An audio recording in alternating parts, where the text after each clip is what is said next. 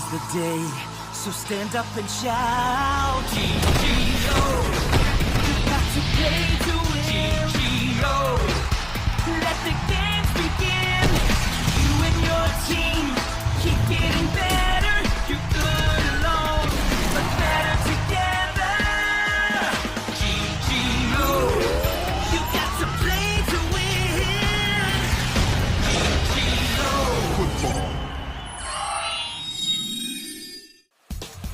Team Mirror fought the Name of Devils with all their power in their semi-final game. Despite the fact that Team Mirror was undefeated, their fight against this brutal opponent proved to be a huge challenge. The Name of Devils players made a continuous sequence of signature moves, creating insurmountable pressure. Team Mirror fought hard and even managed to score 1 goal with Spin's header. But Tyrant took over, scoring 3 goals in a mere 3 minutes.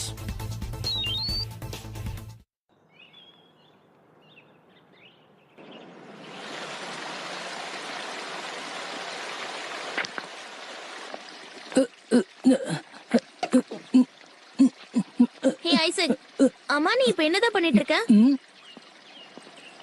எல்லாரும் அங்க practice பண்ணிட்டு இருக்காங்க தெரியும்ல, நீயும் போய் practice பண்ணு. ஏய் ஒரு நிமிஷம் அப்படின்னு இல்ல, நீ மறுபடியும் ஷானோட சண்டை போட்டியா என்ன?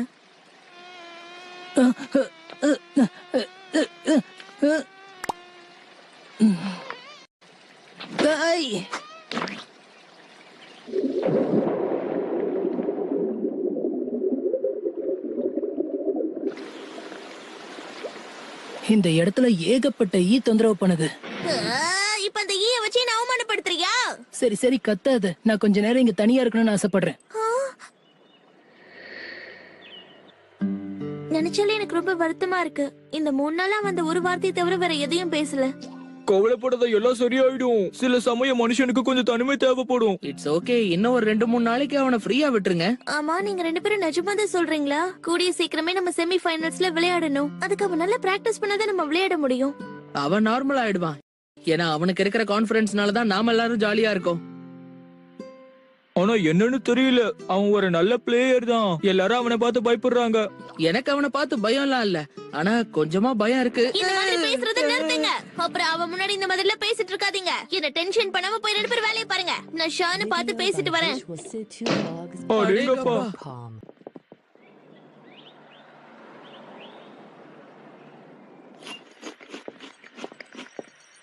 கம் ஆன் ஷான், நீயாவது ஐசக் கிட்ட போய் பேசுறியா? 3 நாளா அவன் யார்கிட்டயும் ஒரு வார்த்தை கூட பேசல. இல்ல, இது ஒரு கான்ஃபரன்ஸ் இஷ்யூ. அவனோட கோவத்துல இருந்து அவன் கொஞ்சம் கொஞ்சமா வெளியே வரான். அவனே தானா வந்து பேசுவான் பாரு, நீ கவலைப்படாத. ஒருவேளை அவன் பேசலனா? நம்ம நேஷனல் கேம் விளையாடிட்டு இருக்கோம். அவன் வாயை திறந்து பேசாத வரைக்கும் அந்த கேம்ல விளையாடவே முடியாது, ஞாபகம் வச்சுக்கோ. ஒரு வகையில நீ சொல்றதும் சரிதான். மேட்ச் ஸ்டார்ட் ஆகிறதுக்கு முன்னாடி ஐசக் நல்லாவே ரெடி ஆயிடுவான் பாரு. இப்ப அந்த கேமை நம்ம எப்படி பக்கவா விளையாடுங்கிறத பிளான் பண்ணணும். அதை விட்டுட்டு தேவையில்லாம ஐசாக்க டிஸ்டர்ப் பண்ணாத.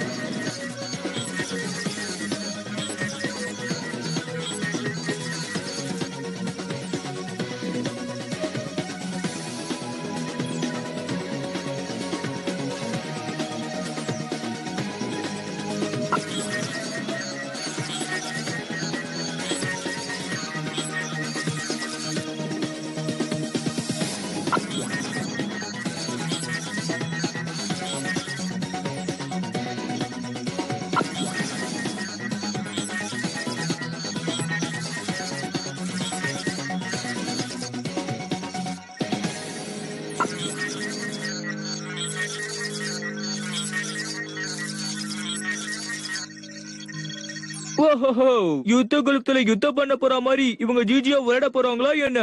ரொம்ப சரியா சொன்ன. அதனாலதான் அவங்களோட டீமுக்கு உல்ஃப் ஆர்மிங்கிற பேரை வச்சிருக்காங்க. அவங்க ஒவ்வொரு கேமையும் பேட்டில் மாதிரி தான் பாக்குறாங்க. நேஷனல் சாம்பியன் ஆகணும்னு அவங்க முடிவு பண்ணிட்டாங்க. என்னது, நேஷனல் கேம் சாம்பியன்ல அவங்களும் பங்கேற்கிறாங்களா? சரியா சொன்ன. டீம் உல்ஃப் ஆர்மி கண்டிப்பா அந்த கேம்ல கலந்துப்பாங்க. போன வருஷம் கூட அவங்க அந்த டிராஃபியை வாங்கணும்னு ரொம்ப ஆசைப்பட்டாங்க. தொடர்ந்து 75 கேம்ஸ் வரைக்கும் அவங்க விளையாடி இருக்காங்க. அதுவும் இந்த வருஷத்திலேயே, அதாவது ஒரு நாள் ஒரு கேம் விளையாடுறாங்க. ரொம்ப சாதுரியமா விளையாடுறாங்க.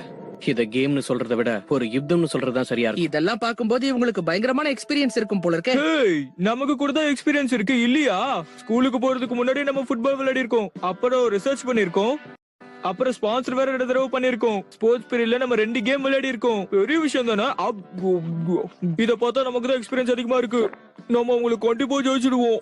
நீங்க இது வரைக்கும் விளையாடினது சாதாரண ஸ்கூல் பசங்களோட தான். ஆனா இப்ப நம்ம விளையாட போறது நேஷனல் டீமோட, அதுவும் பெரிய டீம். அதனால என்ன, செமிஃபைனலுக்கு நாம தான் வந்திருக்கோம்ல, ஜெயிச்சிடலாம். யார் எந்த கேம்ல ஜெயிப்பாங்கன்னு யாராலையும் சொல்லவே முடியாது. எனிவே இவங்க கிட்ட ஏதாவது சிக்னேச்சர் மூவ் கண்டிப்பா இருக்கும். அத முதல்ல நம்ம பார்த்து தெரிஞ்சுக்கலாம்ல. நல்லா கவனமா பாருங்க.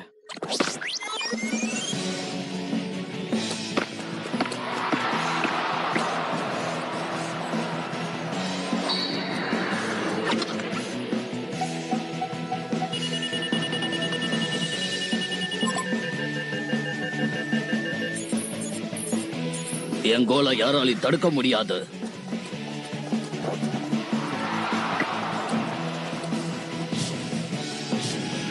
Faster strike.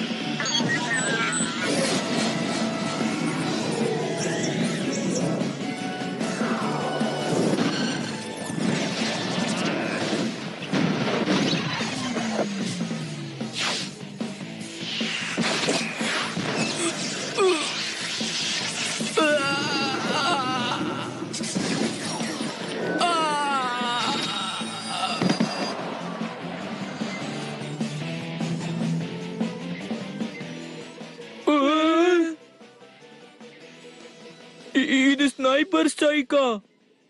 ஆமா, சரியா சொன்ன. உல்ஃப் ஆர்மிக்கு ஒரு டிஃபரண்ட் ஃபிகரேஷன் இருக்கு. அவங்க ஃப்ரீ ஃபார்வர்ட்ஸ் யூஸ் பண்றாங்க. மிட்ஃபீல்டுக்கு வந்ததும் அவங்க ஸ்னைப்பர் அட்டாக் ஃபார்மேஷனை யூஸ் பண்றாங்க.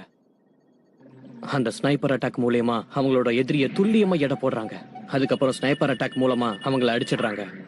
அந்த டிரான்ஸ்ஃபர்மேஷன் அவங்களுக்கு ரொம்ப சக்சஸ்ஃபுல்லா ஒர்க் அவுட் ஆகுது. இவ்வளவு பெரிய கில்லாடிங்களா இருப்பாங்கன்னு நான் எதிர்பார்க்கவே இல்லை. பேசிக்கலி ஸ்னைப்பர் ஸ்ட்ரைக் ஃபார்மேஷன், அதை செட்டப் பண்றதுக்கு ஒரு ஸ்னைப்பர் ஆங்கிள் இருக்கு. அவங்களுக்கு 2 பிளேயர்ஸ் இருக்காங்க, மெசல் அப்புறம் டொபேடோ. அவங்க டீல் பண்ற விதமே வேற மாதிரி இருக்கும். ஒருத்த கவனத்தை திசை திருப்புவான், இன்னொருத்த பால பாஸ் பண்ணி போய்கிட்டே இருப்பான். இந்த மாதிரி சில நேரத்துல எதிராளியை அப்படியே தடுமாற வச்சிருவாங்க. அதுக்கப்புறம் உல்ஃப் ஆர்மி பாலோட சேர்ந்து அப்படியே மின்னல் வேகத்துல போயிட்டு இருப்பாங்க. எந்த ஒரு பிளேயர்ஸாலையும் அவனுக்கு ஈடு கொடுக்கவே முடியாது. அவங்கள தாண்டி போறதுங்கிறது ரொம்ப ரொம்ப கஷ்டமான விஷயம். அந்த அளவுக்கு அவங்க எப்படி பால பிளாக் பண்றாங்கன்னு தெரியலையே. அவங்களோட மிகப்பெரிய ட்ரிக் என்னன்னா, எதிர் டீமோட பொசிஷனை அவங்க ரொம்ப சரியா கணிக்கிறாங்க.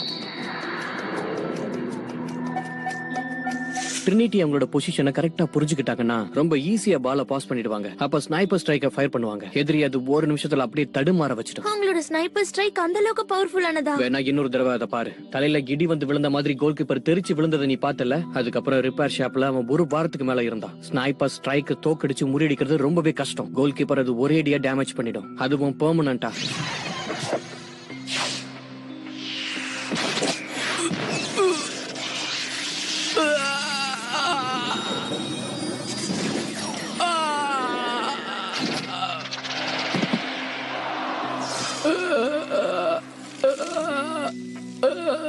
அப்படின்னா அந்த ஸ்னைப்பர் ஸ்ட்ரைக் நம்ம மேல பட்டா நாமளும் ஒரு வழி ஆயிடுவோம் போல இருக்கே. அவங்க கிட்ட இருந்து தப்பிக்கிறதுக்கு நம்ம ஒரு வழியை கண்டுபிடிக்கணும். அந்த கேம் நல்லா பாரு. அந்த பிளேயர்ஸ்குள்ள ஏதோ ஒரு விஷயம் ரொம்பவே காமனா இருக்கு. என்னது அது? ஜிஜிஓ ஃபுட்பாலர்ஸா இருக்கிறவங்க செட் எனர்ஜி வேல்யூவை மேனுஃபேக்சர் பண்ணும்போது கொடுத்திருக்காங்க. அந்த வேல்யூ திடீர்னு அதிகமாயிடும். ட்ரைனிங் அண்ட் ஹார்ட் ஒர்க்னாலயே அதை சார்ஜ் பண்ண முடியும். ஆனா அந்த வேகத்துக்கு எதிராளியால ஈடு கொடுக்கவே முடியாது. ஸ்டாட்டிஸ்டிக்ஸ் படி பார்க்கும்போது மொத்தமா கூட்டி கழிச்சு பார்த்துட்டேன். கடந்த பல கேம்ஸ்ல அவங்கள யாருமே தோக்கடிச்சது இல்ல. நாம இப்ப வேற மாதிரி தான் பிளான் பண்ணணும். அவங்களோட எனர்ஜி வேல்யூ ஆஃப் ஃபுட்பாலர்ஸ், அதுக்கு சரியான பதிலடி நம்ம கொடுத்தாக்கணும். என்ன நீ விளையாடுறியா? நார்மல் ஜிஜிஓ பிளேயர்ஸ் விட இது டபுள் மடங்கு அதிகமா இருக்கே. ரொம்ப சரியா சொன்னேன். உல்ஃப் ஆர்மி பிளேயர்ஸ் மத்த டீமை விட எப்படி சரியா விளையாடுறாங்கன்னா அதுக்கு ஒரே காரணம் இது மட்டும்தான். இவங்க எல்லாருமே ஹைலி ட்ரைன்டு லீட் ஃபுட்பாலர்ஸ். அவங்களோட ஃபார்மேஷனை நம்மளால கட் பண்ண முடியும். ஆனா அவங்களோட பிசிக்கல் லெவல் ஆஃப் எனர்ஜிக்கு நம்மளால ஈடு கொடுக்க முடியுமான்னு பார்த்தா அதுக்கு பதிலே இல்ல. அவங்க கூட விளையாடுறதுங்கிறது ரொம்பவே கஷ்டம் தான். இது மரண விளையாட்டுக்கு சமம்.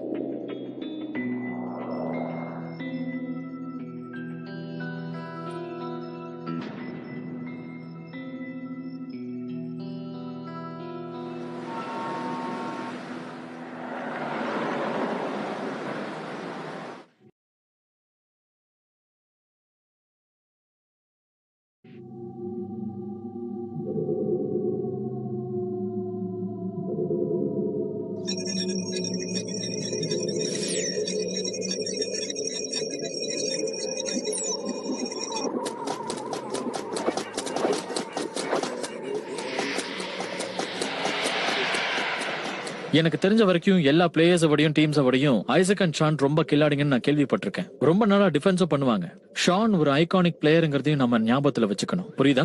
ஐசக் ஆரம்பத்துல இருந்தே இந்த டோர்னமெண்ட்ல இருக்கான். ரொம்ப கிரியேட்டிவானவன் கூட. பிரமாதம். 6 பர்ஃபார்மர்ஸ் இருக்காங்க, இன்க்ளூடிங் 1 சப்ஸ்டிடியூட். ஆனா இதுல இருக்கிற எந்த பிளேயர்ஸ்க்குமே எனர்ஜி வேல்யூ கிடையாது. ஒருத்தனை தவிர. அந்த பிளேயர் பேர் தான் மேத். அவனோட எனர்ஜி லெவல் ரொம்ப அதிகம். அவன்கிட்ட நிறைய பவர்ஸும் இருக்கு. அதை யாராலையும் அவ்வளவு சீக்கிரம் ஜட்ஜ் பண்ணவும் முடியாது. எதுக்கும் கவலைப்படாதீங்க. நம்மளுடைய சிக்னேச்சர் மூவ்ஸ யாராலையும் ஃபேஸ் பண்ண முடியாது. ஏன்னா அதுதான் நம்மளுடைய பவர்ஃபுல் வெப்பன். ஒரு விஷயத்தை மறக்காதீங்க, அவங்க தலைகீழ நின்னாலும் சரி நம்மளுடைய மூவ்ஸ் அவங்களால முறியடிக்க முடியாது. அந்த டீமை பத்தின டீடைல்ஸ நம்ம நல்லா தெரிஞ்சுக்கணும். எடுத்த எடுப்புலயே அடிச்சு தெறிக்க வைக்கணும். தெரிஞ்சுக்கங்க. Okay general.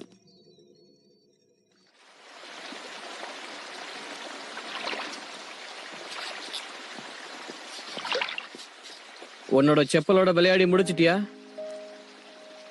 உல்ஃப் ஆர்மி டீமை இப்பதான் நாங்க அனலைஸ் பண்ணி முடிச்சிருக்கோம். டீமி டைட்டனோட எனர்ஜி லெவல பூஸ்ட் பண்ண போறான். அதே மாதிரி டிஃபென்ஸ் ட்ரைனிங் நம்ம கொடுத்தே ஆகணும். இப்ப நம்ம புல்டோசர் டேக்ல அடுத்த லெவலுக்கு கொண்டு போயே ஆகணும். அதை தவிர வேற வழியே இல்ல. அதே நேரத்துல கேப்டன் கார்ல் ஸ்விஃப்டோட ட்ரைனிங் லெவல அதிகப்படுத்துவாரு. சேட்டலைட்டுக்கும் அப்படிதான். அவங்களுக்கு ஒரு பெரிய லெவல்ல பூஸ்ட் கொடுத்தாகணும். இதுல உங்ககிட்ட ஏதாவது சஜஷன் இருக்கா ஐசாக்? நான் என்ன பண்றேன்னு தெரிஞ்சுக்கணுமா?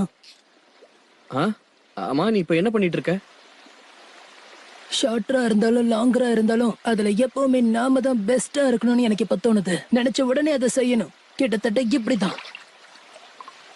அது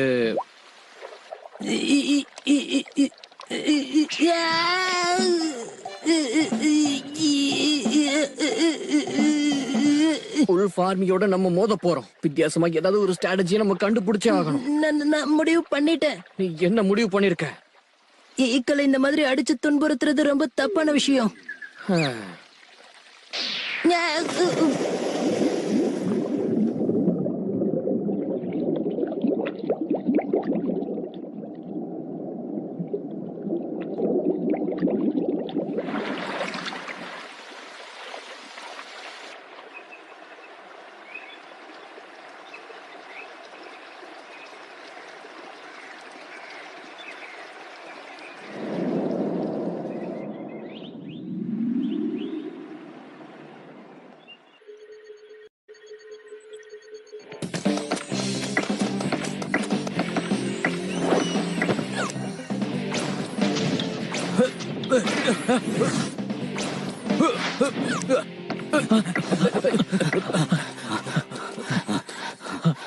இவங்களோட ரன்னிங்கால ஏதாவது இம்பாக்ட் கிடைக்கும்னு பாக்குறியா? உல்ஃப் ஆர்மி பிசிக்கலா ரொம்ப ஸ்ட்ராங்கா இருக்காங்க. நாம இன்னும் நல்லா ட்ரைனிங் எடுத்தாதான் அடுத்த லெவலுக்கு நம்மளால போக முடியும். அதுக்கு எல்லாரும் ஹார்ட் ஒர்க் பண்ணி ஆகணும். ஷான் சொன்னால அவங்களோட எனர்ஜி லெவல் ரொம்ப அதிகமா இருக்குன்னு. நம்மளோட 2 மடங்கு அதிகம்னு சொன்னா நம்மளால ஈடு கொடுக்க முடியுமா? இப்ப நம்ம உடனே ஏதாவது செஞ்சாகணும். நம்ம கிட்ட இப்ப டைமும் இல்ல. நம்ம ஏதாவது ஒண்ணு செஞ்சே ஆகணும்.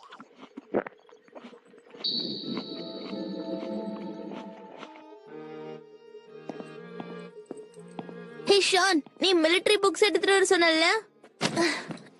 எந்த ஒரு பேட்டிலுக்கு முன்னாடியும் நம்மளை பத்தியும் தெரிஞ்சுக்கணும், எதிரியை பத்தியும் தெரிஞ்சுக்கணும். நீ அதுல ஏதாவது படிச்சு பாத்தியா?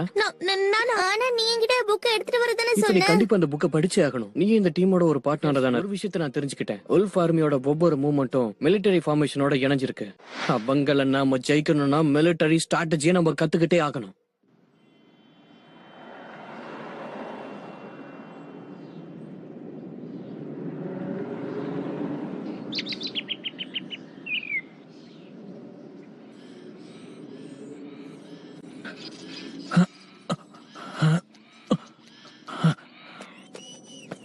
என்ன ஐசக், இன்னைக்கு உன்னோட எனர்ஜி டிராப் டவுன் ஆன மாதிரி இருக்கு.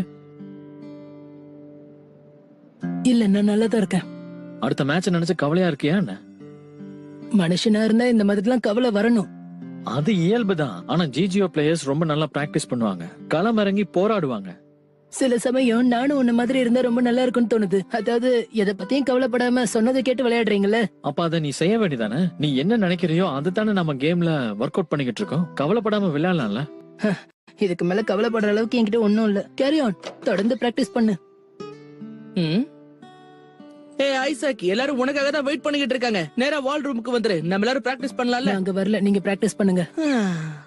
நம்ம மோத போற டீமை பத்தி உனக்கு தெரியும்ல. நம்ம சேர்ந்து பிராக்டிஸ் பண்ணணும். இல்ல நீங்க எப்படி வேணுமோ பிராக்டிஸ் பண்ணிக்கங்க. எனக்கு ஆட்சேபணம் இல்ல. இங்க பாரு ஐசக், நம்ம ஒரு தடவை தோத்துட்டா கூட திரும்பவும் நம்மளால ஜெயிக்க முடியும். எல்லாத்துக்கும் மேல நம்ம இது வரைக்கும் தோத்தது கிடையாது. நீ சொல்றது எனக்கு நல்லா புரியுது. நான் இப்ப அத பத்தி எல்லாம் யோசிக்கல. நான் என்ன யோசிக்கிறேன்னு உனக்கு தெரியாது. நீ என்ன யோசிக்கிறங்கறத பத்தி எல்லாம் எனக்கு கவலை இல்ல. நம்ம எல்லாரும் ஒரே டீம்ல இருக்கோம். உல்ஃப் ஆர்மி நம்மள விட ரொம்பவே ஸ்ட்ராங்கானவங்க. நம்ம ஜாக்கிரதையா இருக்கணும். அப்பதான் நம்ம ஜெயிக்க நீ முடியும். தான் அவங்கள ஸ்ட்ராங்னு சொல்ற. ஆனா நான் கேள்விப்பட்ட வரைக்கும் எல்லாரும் அவங்கள வீக்னு சொல்றாங்க. யார் அப்படி சொன்னது?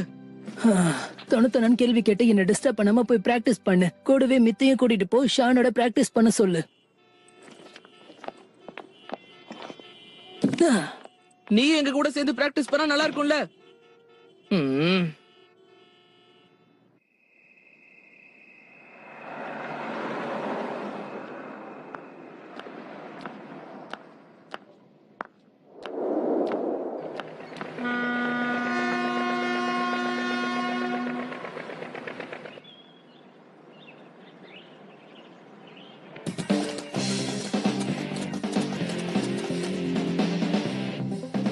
கமான், இன்னும் கொஞ்சம் ஸ்பீடா போடுங்க. காய்ஸ், இது ரொம்ப அற்புதமா இருக்கு. முதல்ல நாம ஒரு நம்பரை செலக்ட் பண்ணிட்டு அந்த நம்பர்ல 10% ஏத்தலாம். ஆல்ரெடி பாத்தீங்கன்னா 33% இருக்கு. நம்ம கொஞ்சம் ஹார்ட் ஒர்க் பண்ணா போதும். இதெல்லாம் பத்தாது. மித்தோட பேக்கப் ஹெவியா இருக்கணும். என்ன சொல்ற? நிஜமாவா? அதுக்காக நம்ம நிறைய ஒர்க் அவுட் பண்ண வேண்டியிருக்கும், சரிதானே?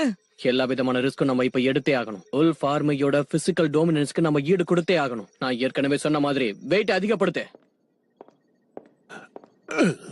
எங் மாஸ்டர், உங்களை தேடி ஒரு கெஸ்ட் வந்திருக்காங்க. அது ஐசாக்கா தான் இருக்கும்.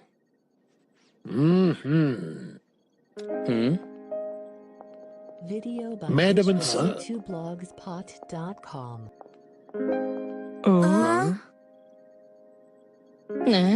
அம்மா, அப்பா, நீங்க ரெண்டு பேரும் எப்படி இங்க வந்தீங்க? நாங்க உன்னை ரொம்ப மிஸ் பண்ணிட்டோம். நான் கூட தான் உங்களை ரொம்பவே மிஸ் பண்ணேன். என் கூட வாங்க, என்னோட ஃப்ரெண்ட்ஸை இன்ட்ரோடியூஸ் பண்றேன். இவன் கால், இவன் கேரல், அதுக்கப்புறம் இவன் தான் டிமி. இவங்க எல்லாருமே என்னோட ஜிஜிஓ ஃபுட்பால் டீம்மேட்ஸ். என்னோட பெஸ்ட் ஃப்ரெண்ட்ஸும் இவங்க தான். Nice to meet you, ma'am. இதே நேரம் நீங்க பேக்கிங்க ஸ்டார்ட் பண்ணுங்க ப்ளீஸ். நீங்க பேக்கிங் நான் ஆமா, சொன்னீங்க. நீ என் கூட கொஞ்சம் வரியா? உன்கிட்ட நான் கொஞ்சம் பர்சனலா பேசணும்.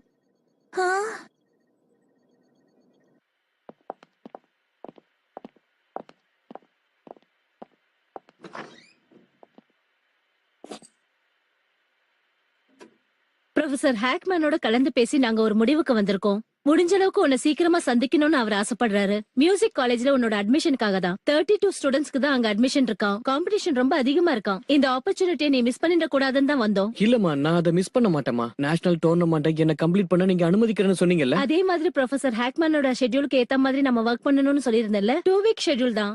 மத்தபடி பெரிய சாக்ரிஃபைஸ் எல்லாம் எதுவும் இல்ல. இங்க பாருப்பா, கூடிய சீக்கிரத்துல நீ உன் லைஃப்ல செட்டில் ஆகணும்னு ஆசைப்படுறேன். உனக்குன்னு ஒரு புது வாழ்க்கை தேவைதானே? என்னால அதை பண்ண முடியாது. டீம் பேர் ஃபுட்டை விட்டுட்டு என்னால எங்கேயுமே வர முடியாது.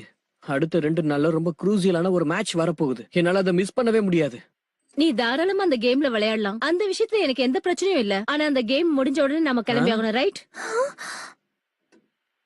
ஆனாமா, நாங்க ரொம்ப ஹார்ட் ஒர்க் பண்ணிருக்கோம். ரொம்ப கஷ்டப்பட்டு இந்த இடத்துக்கு வந்திருக்கோம். அப்படிலாம் என்னால நடுவுல விட்டுட்டு வர முடியாது. உனக்கு மியூசிக் காலேஜ்ல அட்மிஷன் வாங்குறதுக்காக நாங்களும் படாத பாடுபட்டிருக்கோம். அது நீ மறக்க கூடாது ஷான். இதுதான் என்னோட முடிவு. இன்னும் 3 நாள்ல நம்ம கிளம்பணும்.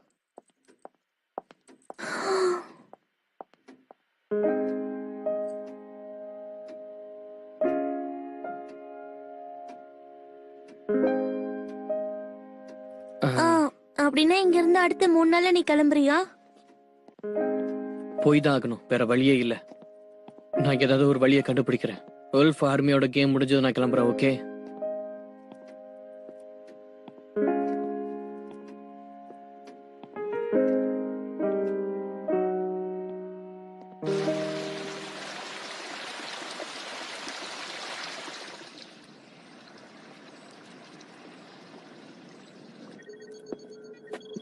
நீ உன்னோட ஃபேமிலியோட வெளிய போயிருந்தியா என்ன? அவங்க உன்னை பார்த்து ரொம்ப நாள் ஆச்சு இல்ல? அவங்க கூட டைம் ஸ்பெண்ட் பண்ணியிருந்தேன்னா நல்லா இருந்திருக்கும். அதுக்கெல்லாம் இப்ப டைம் இல்ல. நம்ம இப்ப கேம்ல தான் ஃபோக்கஸ் பண்ணணும். டீம்மேட்டுக்கு எக்ஸ்ட்ரா வெயிட்ட போடு. நான் அதை செஞ்சுட்டேன். ஒவ்வொருத்தருக்கு 10 கிலோ போட்டிருக்கேன். ஆல் ரைட் ஃபுட்பாலர்ஸ், அடுத்து வரப்போற கேம்ல நீங்க யாரும் முன்னாடி யாரும் தோத்துறக்கூடாது. நீங்க அடிச்சு தூள் கிளப்பணும். நம்ம தனிப்பட்ட முயற்சியில நம்ம இந்த சாம்பியன்ஷிப்ல ஜெயிச்சு காட்டணும். இது வரைக்கும் நம்ம விளையாடுனதுலயே இதுதான் ரொம்ப முக்கியமான ஒரு மேட்ச். என்ன ஆனாலும் சரி, இதுல நம்ம ஜெயிச்சே ஆகணும். பர்சனலா சொல்றேன், என் லைஃப்ல இது ரொம்ப ரொம்ப முக்கியமான மேட்ச். எல்லாரையும் அடிச்சு தம்சம் பண்ணி நம்ம ஜெயிச்சு காட்டணும். இதுதான் நம்மளோட ஃபைனல் பேட்டில். நீங்களே இதை ஃபைனல்ஸ் நினைச்சுக்கோங்க. அப்பதான் நம்ம இந்த மேட்ச்ல ஜெயிக்க முடியும். என்ன?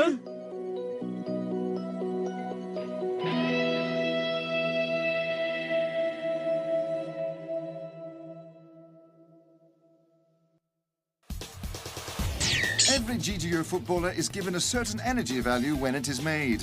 This value can be increased through training and competition. Although each player has a theoretical upper limit set on his or her energy value, strict and rigorous training can allow this upper limit to be exceeded to create what some call a super GGO footballer.